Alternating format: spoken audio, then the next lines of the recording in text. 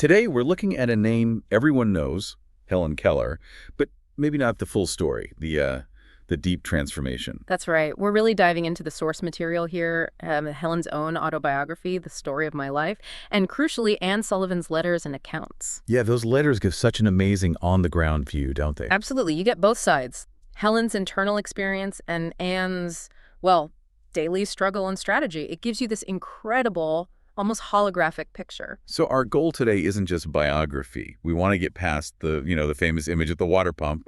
We're digging into the characters, the relationship, that incredible journey from, well, total isolation to this amazing intellectual life, and how it all hinged on Anne Sullivan. That connection forged on really a single day that changed everything. We're talking about the immeasurable contrast, as Helen put it, between two lives joined at that moment. From a child described as almost feral, really, to this eloquent academic, it's quite a story. Okay, so to really get the impact of Anne Sullivan, you have to understand the world Helen lost and where she started. Ivy Green, the family home in Tuscumbia, Alabama. Helen paints this picture of it being almost idyllic, doesn't she? A paradise. She does. Very Southern Gothic in a way. The main house, but they lived in a smaller annex, which she says was just covered in vines, roses, honeysuckle. A real sensory overload, initially. And she mentions the smells, the textures, the boxwood hedges she could touch, the flowers she knew by scent alone.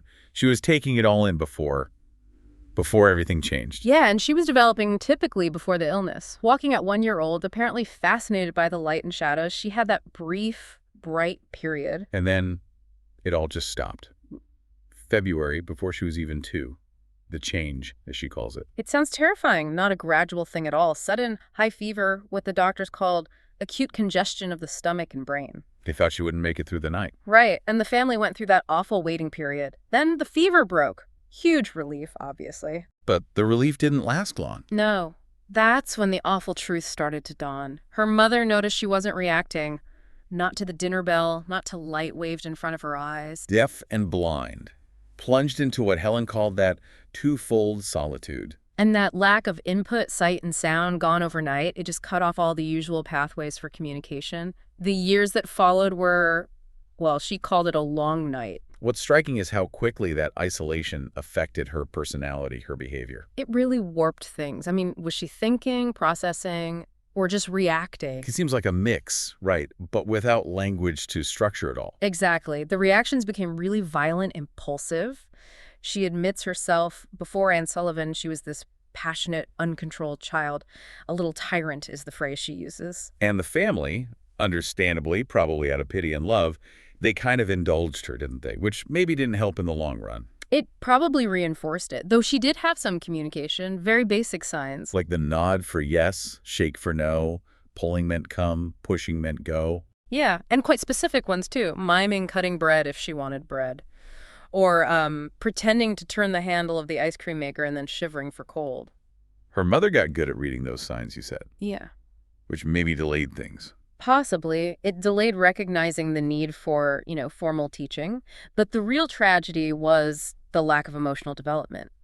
Without language, those tender affections, as Helen put it, just couldn't grow. And that leads to that really disturbing story about her baby sister, Mildred. It's shocking, but it shows the depth of the isolation. Mildred basically replaced Helen on her mother's lap, and Helen saw her as an intruder. She had this old rag doll, Nancy, that she was very possessive of. Right. One day, she finds Mildred asleep in Nancy's doll cradle. And the reaction is just pure blind rage. Utter fury. She just rushed at the cradle and tipped it over. Her mother barely caught Mildred in time. She could have killed her. It's hard to fathom, but it shows a mind just completely adrift, right? Yeah. No empathy possible without the words, the concepts for it. Just raw instinct. She was starved, emotionally and intellectually. The family was desperate, living out in Tuscumbia, far from any special schools. Her father felt powerless. But her mother, Kate, had this tiny glimmer of hope. She remembered reading something. Somewhere. Yeah, she had this vague memory of Charles Dickens writing about Laura Bridgman, another deaf-blind girl who'd been educated. That little spark was enough. It led them on a journey. First to Baltimore. Dr. Chisholm, an eye specialist. Who confirmed, sadly, nothing could be done medically, but he gave them crucial advice. Go see Dr. Alexander Graham Bell in Washington. The inventor of the telephone. The very same. He was also deeply involved in education for the deaf. And that meeting with Bell, Helen said later, was transformative, even though she didn't know it then. She felt he understood her. Immediately, she said she felt his tenderness and sympathy, and crucially, he understood her signs. He let her play with his watch, made it chime for her. It was the first time an outsider really validated her world. Wow, so even without understanding the implications, she felt seen. Yes. She later called that meeting the door through which I should pass from darkness into light. And Bell pointed them towards the Perkins Institution in Boston. He did. Yeah. He advised them to contact Michael Anagnos, the director there. Perkins was the leading place for this kind of education, and it was Anagnos who chose Anne Sullivan. Just incredible. One connection leading to another, setting the stage for everything. So the day arrives, March 3rd, 1887. Helen describes standing on the porch, waiting. She calls it the most important day I remember in all my life. You can almost feel the anticipation. She's sensing something is different, touching the honeysuckle vine. Yeah, she feels footsteps, reaches out expecting her mother, and instead, these arms scoop her up. It's Anne Sullivan, the person who came to reveal all things and, as Helen beautifully put it, to love me. Anne arrives, she's only 20 herself, right? She had studied Laura Bridgman's case at Perkins. She was prepared intellectually. But maybe not for the sheer force of Helen's personality. Exactly. She realized pretty quickly the academic part wasn't the first hurdle. She wrote about it straight away, telling her friend basically, I can't do anything with this child while the family keeps letting her run wild. Helen was used to getting her own way completely. So Anne knew she had to establish control first. This became her core belief, didn't it? That obedience was the key. It was central to her whole approach. She wrote it often. Obedience is the gateway through which knowledge, yes, and love too, enter the mind of the child. A bit strict sounding, maybe, but she believed until Helen yielded, learning was impossible. If the mind's just fighting all the time, there's no room for anything else to get in. Precisely. So the first lessons start. Anne gives her a doll, a special one, actually, from the children at Perkins, dressed by Laura Bridgman herself. And she spells D-O-L-L into Helen's hand. Helen loves the finger movements. She copies them perfectly, gets all excited, but she has no clue it means anything. Just a game. A monkey-like imitation, she called it. No concept that things have names, that words exist. Which leads us to, well, a controversial move by today's standards. The isolation in the annex. Taking Helen away from the main house, away from her family. That sounds pretty harsh. It does, and the family, especially her father, Captain Keller, hated it. He couldn't stand seeing her struggle, cry, and had to be really firm. She basically threatened to leave if they kept interfering. Pretty much. She argued that their coddling, giving in whenever Helen had a tantrum, was the biggest obstacle. The isolation was purely strategic. Create a new environment, break the old patterns. Establish Anne's authority and give Helen a chance to learn independence. Exactly. And those first days were rough, constant battles, washing hands, combing hair, sitting at the table. Anne had to use physical force sometimes. Helen fought back hard. Refused any affection, any compromise. It sounds exhausting, but it all builds towards that incident with the doll, the new doll versus the old rag doll, Nancy. Anne's trying to teach doll applies to both. But Helen's already frustrated from trying to learn mug and water earlier and getting them mixed up. Right. The confusion boils over. Helen grabs the new doll, the source of all this finger-spelling frustration. And smashes it. Smashes it on the hearth. And feels delighted, satisfied, because the thing causing her discomfort is gone. No remorse at all, just relief. It shows how little connection she had to objects beyond their immediate function for her. It's a stark picture of that inner world, but Anne's response here is brilliant. She doesn't punish the outburst. No, she just sweeps up the broken pieces, removes the trigger. And then puts Helen's hat on her head. Signal. We're going outside. Change the scene, change the focus. Moving her away from the site of the tantrum. A calculated move. And that walk outside led them straight to the well house. So they walk down the path towards the smell of the honeysuckle around the well house. Helen's probably still feeling a bit cross from the doll incident. Likely, yeah. Someone's pumping water. Anne takes Helen's hand, holds it under the spout. And this is it, the moment everyone knows. Cold water gushes over one hand, and into the other, Anne spells W-A-T-E-R, slowly at first, then faster. And Helen describes this feeling like a fog lifting, something forgotten returning. A thrill of returning thought, she calls it. Suddenly it clicks. That finger play, W-A-T-E-R, means this. this wonderful, cool something pouring over her hand. It wasn't just learning a word. It was understanding the concept of words. Exactly. That living word awakened my soul, she wrote. Gave it light, hope, joy, set it free. Everything suddenly made sense. Everything has a name. And the change was immediate, wasn't it? Like a dam breaking. Absolutely explosive. She immediately starts touching everything. The ground, the pump itself, the trellis the vines grew on, demanding the names. And then she turns to Anne. Asks for her name. Anne spells Teacher. And then asks for her family. Mother, father, baby. It's incredible. Just hours before she was destroying a doll in a rage, possibly jealous of her sister. And now she's asking for her sister's name, Baby. It shows the emotional capacity was there all along, just locked away. It needed the key of language. So how many words did she learn that day? She says about 30 new words in just a few hours. That night, lying in bed, she wasn't isolated anymore. She relived the whole day, felt the joy of it, and she said, for the first time, longed for a new day to come. Wow. Just wow. And this breakthrough totally solidified Anne's teaching method.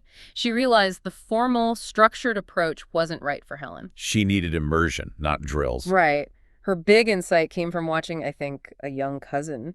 She realized she needed to treat Helen like any 2-year-old learning to talk. Which means? Constant input. You don't give toddlers flashcards, you just talk to them all day. Complex sentences, stories, everything. They absorb it. So Anne decided to just constantly talk into her hand, as she put it. Exactly, like talking into a baby's ears. Complete sentences, spelling everything, whether Helen understood every single word or not.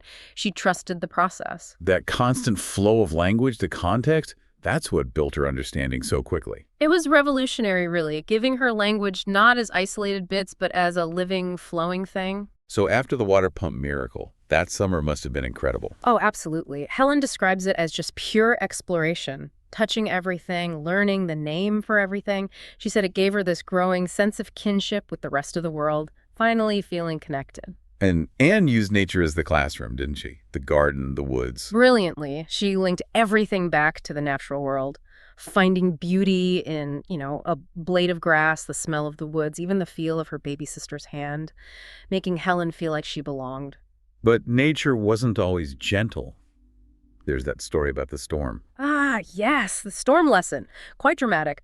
Helen had climbed up a big tulip tree, enjoying the shade, probably feeling quite adventurous. And then a sudden thunderstorm rolled in. A really violent one. She stuck up in the tree alone, branches whipping around her, twigs snapping. She said she clung on with might and main, terrified. Until Anne could climb up and get her down. Yeah. It taught her something profound, though. That nature isn't just beautiful, it can be dangerous. Wages open war against her children, she wrote. A dose of reality, I suppose. Humility. So she's learning tangible things, connecting words to objects, learning about nature's power. But what about abstract ideas, like love? How do you teach that? That's a great question. It started physically, but gently. Helen asked what love meant.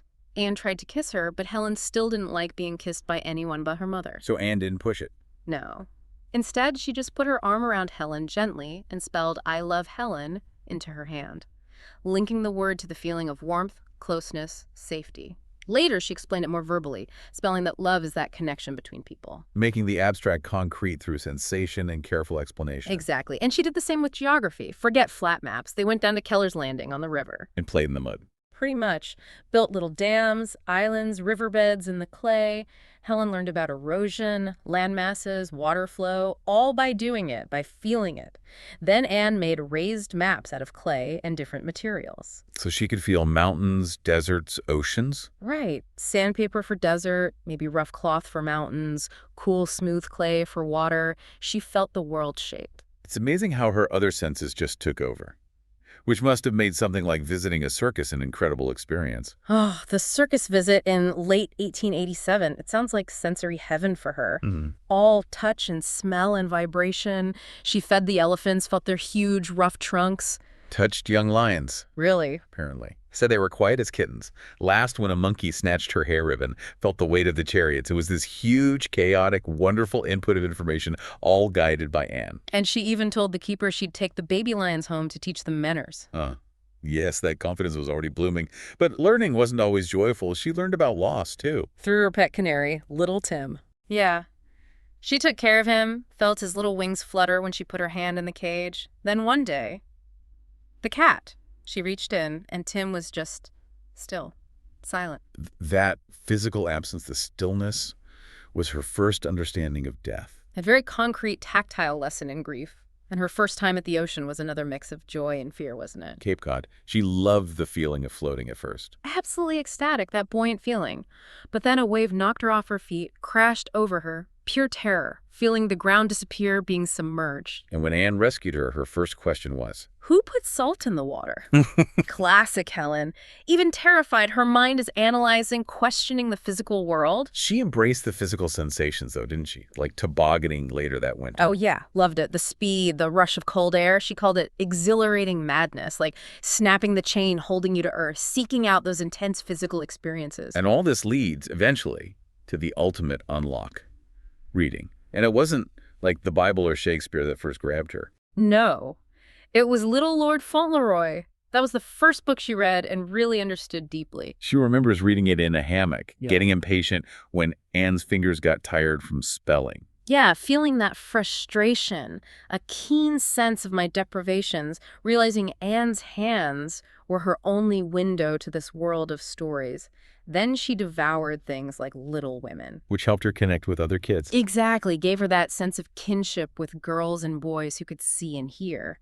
Books became her bridge to the wider human experience. So Helen's world is just exploding with language, knowledge, connection, which makes what happened next even more crushing. The Frost King incident. Yeah, it's a really painful part of the story. She wrote this little story originally called Autumn Leaves about, how the seasons change, pure joy in creating it. Felt like she was walking on air, sending it off as a birthday present to Mr. Anagnos at Perkins. And Anagnos loved it. He was so impressed, he published it in the Perkins Report. Yeah. Helen said, that was the pinnacle of my happiness. Validation, creative success. And then the discovery. It turned out her story was incredibly similar, almost identical in parts, to another story, The Frost Fairies by Margaret Canby, a story that had been read to her, spelled into her hand, years before. But Helen had no conscious memory of it at all. None whatsoever. It was completely forgotten, consciously, but the language had stuck somewhere deep down. The accusation was plagiarism. She must have been devastated. Astonished and grieved, she says, drank the cup of bitterness. Worried she'd disgraced herself, and worse, brought suspicion on Anne Sullivan. And the institutional response was pretty harsh. She had to face a court of investigation. Teachers, officers. Imagine that, a young, deaf-blind girl being formally interrogated. She said they questioned her relentlessly, seemed determined to make her admit she remembered the story, that she'd copied it deliberately. When she genuinely didn't remember. The pressure must have been immense, not being able to see their faces, read their intent. It left her feeling dazed, completely shut down. The doubt, the suspicion, it left a permanent scar, damaged her confidence profoundly. It actually made her afraid to write afterwards, didn't it? For years, she became incredibly anxious about her own thoughts, constantly checking with Anne, is this really mine? Worrying everything she wrote might have come from somewhere else unconsciously. That thing that freed her language suddenly felt like a trap. How did they eventually understand what happened? It points to how she learned. That total immersion method Anne used, the constant talking into her hand, it meant language imprinted itself very deeply, sometimes without conscious processing. So the phrases from the Frost Fairies were just there, in her memory bank. Ineffaceably stamped upon my brain, is how she put it. She drew on it unconsciously, like any young writer learning through imitation. But for her, without the visual or auditory cues of where she'd encountered it, it just felt like her own thought. A totally understandable process made devastating by her unique situation and that harsh investigation. Even with that trauma, Helen's ambition didn't waver. College was the goal. Specifically, Radcliffe. She wanted to prove she could compete alongside sighted and hearing students. Despite people worrying it would be too much for her. Oh yeah, lots of opposition, concerns about the strain, the pressure, but she was absolutely determined. And the preparation sounds just monumental, the sheer logistics of it. Unbelievable, studying physics, algebra, geometry, Greek, Latin, with tutors. But think about how. Anne Sullivan had to spell every single word of every single textbook into her hand. Hours and hours, day after day, an endurance test for both of them. And Helen had to do her part manually too. copying Latin texts into Braille herself, using a slate and stylus just so she could participate in class discussions. Things a sighted student does in seconds took her ages. She found math particularly hard, didn't she? Yes, struggled with the abstract special stuff. Said languages and literature came much more easily. She gave huge credit to her math tutor, Mr. Keith, for basically breaking down problems into tiny pieces she could grasp. Whittled problems small enough to get through my brain, she said. But he taught her logic, which was valuable. Then came the Radcliffe entrance exams in 1899, and the system really wasn't ready for her. Not at all. The big issue was the Radcliffe board refused to let Anne Sullivan read the exam papers to her. The one person who understood her completely. Why? Concerns about assistance, I suppose. They insisted on a stranger, a Mr. Vining, copying the papers into American Braille. He wasn't allowed to communicate with her otherwise. Which might have been okay for, say, Latin. But for geometry and algebra, it was a nightmare. Reading complex equations and symbols in Braille is slow and painstaking work. Trying to solve problems under time pressure, relying on this unfamiliar, slow input. It was incredibly frustrating. She felt they just didn't get the extra barriers she faced. Yeah. They were judging her speed against sighted students. Exactly. Despite all that, she tasked. Entered Radcliffe in 1900, achieved her dream, but then she found college wasn't quite the intellectual paradise she'd imagined. A bit of disillusionment set in. Seems so. She expected this universal Athens, but found a lot of the scholarship felt dry. Mummified was her word. Too much focus on footnotes and criticism, not enough on appreciating the actual works. She felt overloaded with information. Yeah, like her mind was cluttered with choice bric-a-brac. Famously said she felt like the proverbial bull in the china shop, wished she could just clear out half the required stuff to make space for real thinking. But being at Radcliffe and being famous did give her access to meet some amazing people, right? That seemed more valuable sometimes than the classes. Definitely. She talks about meeting Bishop Phillips Brooks, sitting on his knee as a child, learning about the religion of love from him. That idea that good is stronger than evil really stuck with her. And meeting the poet Whittier? John Greenleaf Whittier, yes. Visited his home, read his own poem in school days, back to him, read his replies by touching his lips, and he was the one who called Anne Sullivan her spiritual liberator, high praise. And Mark Twain, what was that meeting like? She clearly loved him, read his lips, felt the twinkle of his eye in his handshake, got his humor, but also sensed the deep sympathy underneath the cynicism. Called it a tender Iliad of human sympathy. So her education continued outside the lecture halls, still exploring the world through touch and sensation. Always. She adored rowing and sailing, learned to navigate by the scent of water plants, the feel of the wind and waves. That physical engagement was vital. And the tandem bicycle. She loved the feeling of speed. That rapid rush through the air, she called it, gave her a delicious sense of strength, a feeling of freedom, perhaps compensating for her physical limitations. Even art became accessible through touch. Sculpture, especially. Yes. Tracing the lines, feeling the shapes, she felt she could grasp the artist's intention. Said she could feel emotions like hate, courage, and love in the marble faces. Even felt connected to the ancient Greeks through their statues. And the theater, too. How did that even work? Anne, or sometimes others, would interpret the action, the movements, the expressions into her hand while the play was happening. It required incredible concentration from both of them. She met famous actors. Like Sir Henry Irving, Elsie Leslie. She describes meeting the actor Joseph Jefferson and following the whole duel scene in The Rivals through his gestures interpreted into her hand. Feeling the comedy, the action purely through touch. It showed how much could be conveyed without sight or sound. When you look back at everything, all the learning, the achievements, it always comes back to that connection with Anne Sullivan, doesn't it? It seems almost telepathic sometimes. It was incredibly deep. Helen herself said she could feel Anne's movements so subtly that she'd respond to her moods, sometimes seeming to know things even before they were spelled out. A profound attunement built over years of intense shared experience. And this fed into Helen's own ideas about a kind of inner sense. Yes, she developed this belief in an inherited capacity, something she called a soul sense, which sees, hears, feels, all in one. Like a deeper memory or connection that blindness and deafness couldn't erase. Exactly. A belief that the essence of sensory experience, the memory of the green earth or the sound of water, persisted on some subconscious level. It was her way of describing the rich inner life she cultivated. And despite everything, she maintained this incredible optimism. Remarkable, isn't it? Everything has its wonders, even darkness and silence, she wrote. Did she ever feel the isolation, though, later in life? Oh, she admitted she did. Moments of feeling alone at life's shut gate. But her strategy was to turn outwards, to consciously make the light in others' eyes my sun, and their music my symphony, finding joy in self-forgetfulness, focusing on others. And Anne's role was never just about teaching words, was it? It was about timing, intuition. Helen called it Anne's genius. Her knack for knowing the exact right moment to introduce an idea, whether it was water or love or even the concept of death, guiding her understanding patiently. Developing her potential, not restricting it. Precisely. Helen said Anne provided the inspiration that developed her powers, rather than limiting them, like guiding a small stream until it becomes this wide, deep river, reflecting the whole world. It really is an astounding journey, from that isolated, raging child in the annex to this world-renowned scholar and advocate, all unlocked by feeling a word spelled into her hand. It's an incredible testament to human resilience, connection, and the power of language. So as we wrap up, what's a final thought for our listeners to take away from this deep dive into Helen Keller? Well, think about Helen's concept of the soul sense, this deep way of knowing the world that she developed through touch, through intense, focused, tactile interaction. She believed true understanding came from that immersive connection.